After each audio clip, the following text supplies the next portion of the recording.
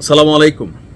আজকের দিনটা খুশির, ভাল লাগছে। ডক্টর ইউনূস আমি সহ অনেককেই ধন্যবাদ দিয়েছেন এবং আমাদের জন্য নতুন একটা নির্দেশনা দিয়েছেন। না, কোনো পলিটিক্যাল নির্দেশনা না, বা আমাদেরকে কিভাবে ডক্টর ইউনূস ধন্যবাদ দিলেন, তিনি কি কোনো আলাদা মেসেজ করা পাঠালেন বা সরকারের পক্ষ থেকে কোনো মেসেজ পাইলাম? বেসিক্যালি আমাদের মতন যারা আছে, আমরা যারা কথা বলি, সরকারে যারা থাকেন সবসময় আমাদেরকে শত্রু ভাবেন। এটার মেইন কারণ হচ্ছে সরকারের বিভিন্ন দুর্বলতা বা বিভিন্ন বিষয় নিয়ে আমরা সমালোচনা করি, এই কারণে সবসময় সরকারের রোষানলে পড়তে হয়। তবে বর্তমানে অনেকটা রিল্যাক্স দিয়ে আমরা আছি। যাই হোক, এখন হঠাৎ করে কেন ডক্টর ইউনূসের কাজ লাগলো আমার মতন মানুষদেরকে ধন্যবাদ দেওয়া? এখন সার্বিকভাবে তিনি একটা ধন্যবাদ পাঠিয়েছেন। এখন আমি কিভাবে ধন্যবাদটা পাইলাম? কজ আমি একজন উদ্যোক্তা।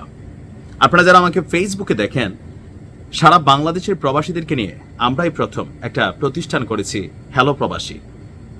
সারা বাংলাদেশের প্রবাসীদের মধ্যে প্রায় 4,000 প্রবাসী আমার সাথে কানেক্ট আছে। হ্যালো প্রবাসী একটা সরকার কর্তৃক নিবন্ধিত কোম্পানি, যেটাতে আমরা একটা সুপার মার্কেট করেছি আমার নিজস্ব এলাকা ভরসার বাজার। অনেকেই হয়তো চিনেন, কুমিল্লা জেলার বুড়িচং থানার ভরসার বাজার। প্রায় 6 কোটি টাকা আমরা বিনিয়োগ করেছি একটা সুপার মার্কেট, অত্যাধুনিক মানের, একদম ঢাকাতেও হয়তো এরকম খুব কম আছে। আমাদের দ্বিতীয় আর একটা প্রজেক্ট আছে যেটা চলমান, আগামী বছর শুরু হবে। এখানেও আমরা শেয়ার ভিত্তিক দিয়েছি, প্রায় 5,000 শেয়ার আমরা ছাড়ছি। তো 4,000-এর কাছাকাছি আমাদের শেষ হয়ে গেছে। আগামী বছর মার্চ এপ্রিল এটার কাজ শুরু হবে। হাসপাতালের কনস্ট্রাকশনের প্রায় 145 শতক জায়গার উপরে, মানে 4.5 কানি জায়গার উপরে একটা হাসপাতাল, যেখানে সবকিছু আছে।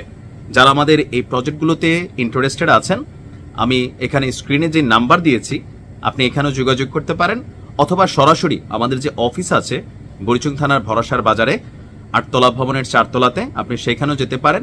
অথবা আমাদের যে হাসপাতালের জায়গাটা, যাতে আমার বাড়ি কুমিল্লা জেলার বুড়িচং থানা, সো ওই এলাকাতে পালপাড়া ব্রিজের পরে মহেশপুর জায়গাটা সবাই চিনেন, বিশাল বাউন্ডারি করা যে জায়গাটা, এটাই আগামী দিনে হ্যালো প্রবাসী হাসপাতালের জন্য নির্ধারিত স্থান। এখন এই কথাগুলো কেন বলতেছি? এটারও কারণ আছে। এই যে কাজগুলো আমরা করতেছি, যেমন আমরা যে সুপার মার্কেটটা করছি, এখানে প্রায় 25-30 জন মানুষের কর্মসংস্থান হয়েছে। আমরা যে হাসপাতাল প্রকল্প হাতে নিয়েছি, প্রকল্পটা কিন্তু প্রায় 100 কোটি টাকার উপরের প্রকল্প। তো সেখানেও কয়েকশো মানুষের কর্মসংস্থান হবে। এই মুহূর্তে বাংলাদেশে সবচেয়ে বেশি যে জিনিসটা জরুরি, সেটা হচ্ছে কর্মসংস্থান। বাংলাদেশে বেকারের সংখ্যা বাড়ছে, শিক্ষিত অশিক্ষিত। আর বেশিরভাগ মানুষ আমরা যারা আছি, আমি নিজেও বিদেশ চলে আসছিলাম, যদিও স্কলারশিপে আসছি পড়াশোনার জন্য। তো ম্যাক্সিমাম মানুষ আমরা কাজের সুবাদে বা এমনিতে চলে যাই দেশ ছেড়া। তো এখন দেশে বিনিয়োগটা কি হচ্ছে না। দেশে দরকার হচ্ছে সরকারের জন্য বিনিয়োগ। দেখবেন বিনিয়োগ সামিট করে, প্রত্যেকটা সরকারই করে। কিন্তু দেশের ভেতরে থাকা আমরা যারা আছি, বাংলাদেশের মানুষ, আমরা বিদেশে বিনিয়োগ করতেছি। আমি এখানে একটা ব্যবসা করে এখানে বিনিয়োগ করছি, এটা থেকে আমার দেশের কোনো লাভ হয়েছে? হয় নাই।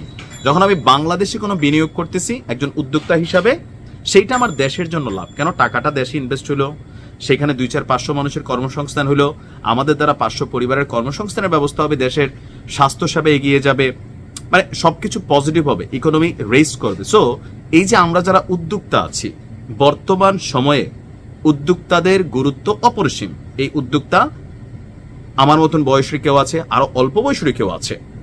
এই উদ্যোক্তারা যেটা করে, নিজের অর্থনৈতিক নিরাপত্তার পাশাপাশি সমাজের অনেকগুলো মানুষের কর্মসংস্থানের, রিজিকের নিরাপত্তার ব্যবস্থাটা তৈরি করে।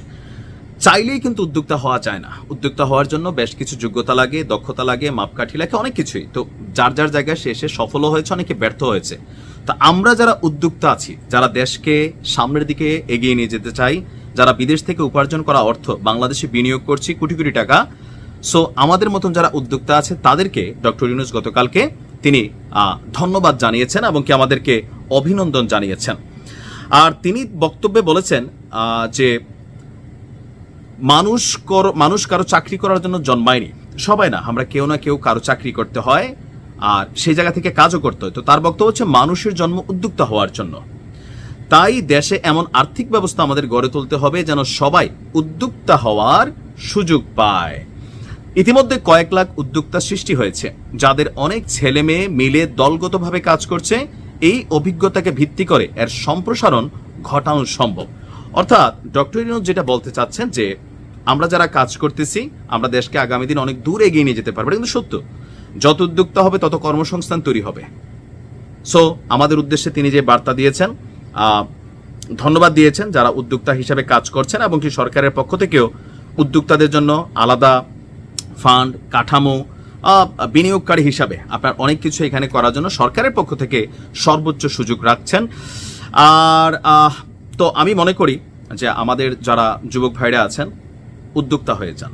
আর আমাদের হাসপাতাল প্রজেক্টে যারা জয়েন করতে চান, কাজ করতে চান, আমি স্ক্রিনে একটা হোয়াটসঅ্যাপ নাম্বার দিয়েছি। এই নাম্বারটা আমি অনেকে আছেন আবার এই ভিডিওটা নিয়ে অনেক ধরনের উল্টাপাল্টা করতে পারেন, তো এখানে দিলাম না, সরাসরি আমাদের হ্যালো প্রবাসী অফিসিয়াল ফেসবুক পেজ, হ্যালো প্রবাসী, ফেসবুকে সার্চ করবেন, বাংলায় লেখা আছে হ্যালো প্রবাসী। 31,000 ফলোয়ার, 31,000 ফলোয়ারের যে পেজটা, সেই পেজে আপনি মেসেজ দিবেন, মেসেজ দিলে সেখান থেকে আমরা আপনার সাথে কানেক্ট হব হ্যালো প্রবাসী অফিসিয়াল পেজে। তো ভালো থাকুন, সুস্থ থাকুন, উদ্যোক্তা হন।